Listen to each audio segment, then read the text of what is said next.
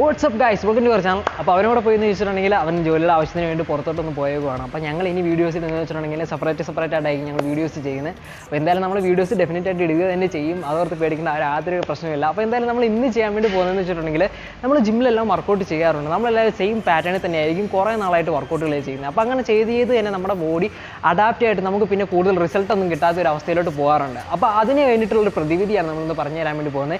ജിമ്മിൽ നമുക്ക് ചെയ്യാൻ പറ്റുന്ന 4 ഹാക്സിനെ പറ്റിയാണ് നമ്മൾ പറയാൻ പോകുന്നത്. അപ്പോൾ ഇതെന്ന് വെച്ചിട്ടുണ്ടെങ്കിൽ നമുക്ക് ഗ്രോത്ത് ഒക്കെ നിന്ന് പോയവർക്ക് വേണ്ടി അപ്ലൈ ചെയ്യാൻ പറ്റുന്ന കിടിലമായിട്ടുള്ള കുറച്ച് ടിപ്സാണ്. എന്ന് വെച്ചിട്ടുണ്ടെങ്കിൽ നമുക്കിപ്പോൾ തന്നെ ഞാൻ എന്ന് വെച്ചിട്ടുണ്ടെങ്കിൽ ഇപ്പോൾ കട്ടിങ് ചെയ്തുകൊണ്ടിരിക്കുകയാണ്. നിങ്ങൾ നോക്കിയിട്ട് തന്നെ മനസ്സിലാവും. ഞാൻ ആദ്യമൊക്കെ വീഡിയോ ചെയ്തത് അത്ര ഒരു ഫാറ്റൊന്നും ഇപ്പോൾ എൻ്റെ ശരീരത്തിൽ കാണത്തില്ല. കാരണം വെച്ചിട്ടുണ്ടെങ്കിൽ ശരിക്കും കട്ട് ചെയ്തുകൊണ്ടിരിക്കുകയാണ്.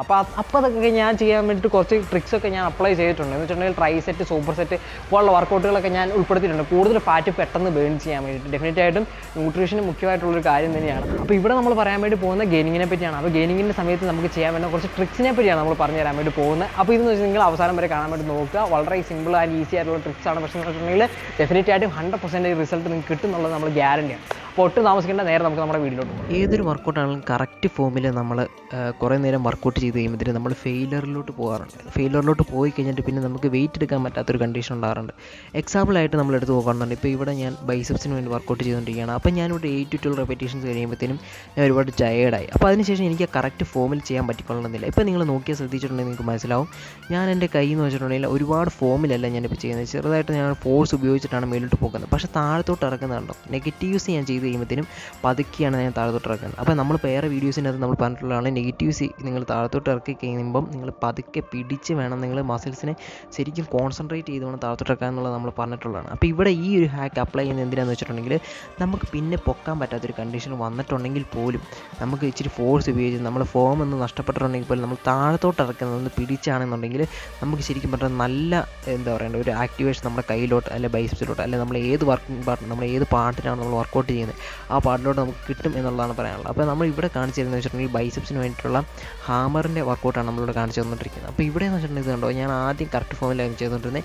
പിന്നെ എനിക്ക് ഇച്ചിരി ഫോഴ്സ് ഉപയോഗിച്ചുകൊണ്ട് ഞാൻ പൊക്കുന്നു. പക്ഷേ താഴത്തോട്ട് ഇറക്കുന്ന നെഗറ്റീവ്സ് എന്ന് പറഞ്ഞിട്ടുണ്ടെങ്കിൽ വളരെ പിടിച്ച് തന്നെയാണ് ഞാൻ താഴത്തോട്ട് ചെയ്യുന്നത്. അപ്പോൾ ഇങ്ങനെ ഉണ്ടെങ്കിൽ എനിക്ക് എക്സ്ട്രാ ആയിട്ട് സാധാരണ ചെയ്യുന്ന 8 to 12 റെപ്പിറ്റേഷനിലേക്ക് കൂടുതൽ ഒരു 20 റെപ്പിറ്റേഷനൊക്കെ ഒരു സെറ്റിൽ തന്നെ എനിക്ക് ചെയ്യാൻ വേണ്ടി സാധിക്കും.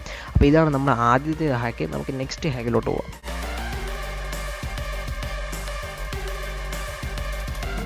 ഓക്കെ ഗൈസ്, അപ്പോൾ ഞാൻ അടുത്തായിട്ട് പറഞ്ഞു തരാൻ വേണ്ടി പോകുന്നത് വെച്ചിട്ടുണ്ടെങ്കിൽ റെസ്റ്റ് പോസ് എന്ന് പറയുന്ന ഒരു ഹാക്കാണ്. അപ്പോൾ ഇതെന്ന് വെച്ചിട്ടുണ്ടെങ്കിൽ നമുക്ക് ജിമ്മിൽ ചെയ്യാൻ പറ്റുന്നതാണ്. വളരെ സിമ്പിളായിട്ടുള്ള സംഭവമാണ്. എങ്ങനെയാണ് ചെയ്യേണ്ടതെന്ന് വെച്ചിട്ടുണ്ടെങ്കിൽ നമ്മൾ ലെഗ് എക്സ്റ്റൻഷൻ പോലുള്ള വർക്കൗട്ടുകളൊക്കെ ചെയ്ത് കഴിയുമ്പോഴത്തേക്കും നമ്മൾ കുറേ ചെയ്ത് കഴിയുമ്പോഴത്തേക്കും നമ്മൾ മടുക്കാറുണ്ട്. അപ്പോൾ മടുത്ത് കഴിയുമ്പോൾ നമ്മൾ യൂഷ്വലായിട്ട് നമ്മളത് പിന്നെ ചെയ്യാറില്ല. നമ്മൾ പിന്നെ കുറച്ച് റെസ്റ്റ് എടുത്തിട്ടായിരിക്കും ചെയ്യുന്നത്. പക്ഷേ നമ്മൾ അങ്ങനെ ചെയ്യരുത്. നമ്മൾ മടുത്തതിന് ശേഷം നമ്മളിപ്പോൾ 2 to 3 റെപ്സൊക്കെ നമ്മൾ എടുക്കുകയാണെന്നുണ്ടെങ്കിൽ നമുക്ക് നല്ലൊരു എഫക്റ്റ് ആയിരിക്കും നമ്മുടെ കാലിലോട്ട് കിട്ടുന്നത്. അപ്പോൾ ഞാനിവിടെ ചെയ്യുന്നത് വെച്ചിട്ടുണ്ടെങ്കിൽ ഞാൻ ഫെയിലറിലോട്ട് പോയതിന് ശേഷം ഞാൻ ഒരു 10 സെക്കൻഡ് നമ്മൾ റെസ്റ്റ് എടുക്കുക. റെസ്റ്റ് എടുത്തതിന് ശേഷം നമ്മൾ വീണ്ടും വർക്കൗട്ട് ചെയ്യുകയാണെന്നുണ്ടെങ്കിൽ നമുക്ക് എക്സ്ട്രാ ആയിട്ട് ഒരു 6 to 7 റെപ്പിറ്റേഷൻസ് ഒക്കെ വരെ ചെയ്യാൻ പറ്റുന്നതാണ്.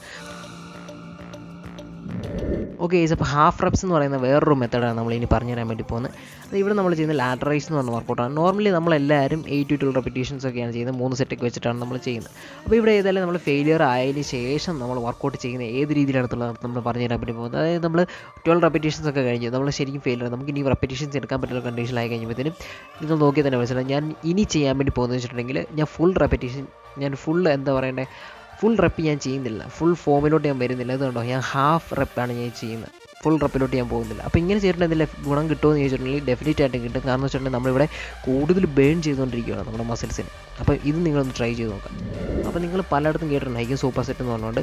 അപ്പോൾ ഇവിടെ നമ്മൾ എന്തായാലും ചെയ്ത് കാണിക്കുന്നത് വെച്ചിട്ടുണ്ടെങ്കിൽ 2 ഡിഫറെൻറ്റ് മസിൽ പാർട്ടിനുള്ള സൂപ്പർ സെറ്റാണ് കാണിച്ചു തരാൻ വേണ്ടി പോകുന്നത്. അപ്പോൾ സൂപ്പർ സെറ്റ് ഈ നോർമൽ സെറ്റുമായിട്ട് എങ്ങനെ ഡിഫറൻസ് എന്ന് വെച്ചിട്ടുണ്ടെങ്കിൽ, നോർമൽ സെറ്റ് എന്ന് വെച്ചാൽ നമ്മൾ വർക്കൗട്ട് കഴിഞ്ഞിട്ട് നമ്മൾ റെസ്റ്റ് എടുക്കും, പിന്നെ വീണ്ടും വർക്കൗട്ട് ചെയ്യും, വീണ്ടും റെസ്റ്റ് എടുക്കും, വീണ്ടും അടുത്ത എക്സസൈസ് ചെയ്യും, റെസ്റ്റ് എടുക്കും, അങ്ങനെ ആയിരിക്കും. പക്ഷേ സൂപ്പർ സെറ്റ് എന്ന് പറഞ്ഞിട്ടുണ്ടെങ്കിൽ നമ്മൾ 2 ഡിഫറെൻറ്റ് മസിൽസ് അല്ലെങ്കിൽ 2 സെയിം മസിൽസ് 2 to 3 എക്സസൈസ് നമുക്ക് ഒരുമിച്ച് ചെയ്യാം.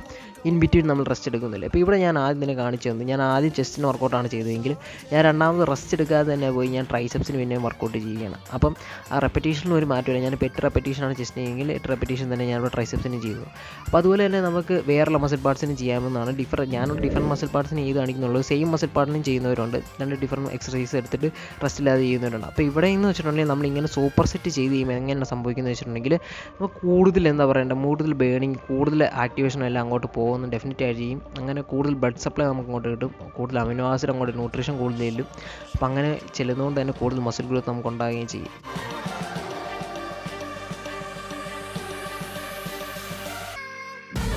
ഓക്കെ, അപ്പോൾ ഈ 4 ടിപ്സിന് കൂടെ നമ്മളൊരു ബോണസ് ടിപ്പും കൂടെ തരാം. അതെന്ന് വെച്ചിട്ടുണ്ടെങ്കിൽ ഒന്നുമില്ല, നമ്മളിപ്പോൾ വർക്കൗട്ട് ചെയ്ത് മടുക്കുമല്ലോ, നമ്മൾ ഫെയിലിയർ വരെ പോയി കഴിഞ്ഞിട്ട് നമ്മൾ ആ ഒരു വെയിറ്റ് അവിടെ ഇട്ടിട്ട് പോകാറാണ് പോയി. പക്ഷേ നമ്മൾ അങ്ങനെ ചെയ്യരുത്.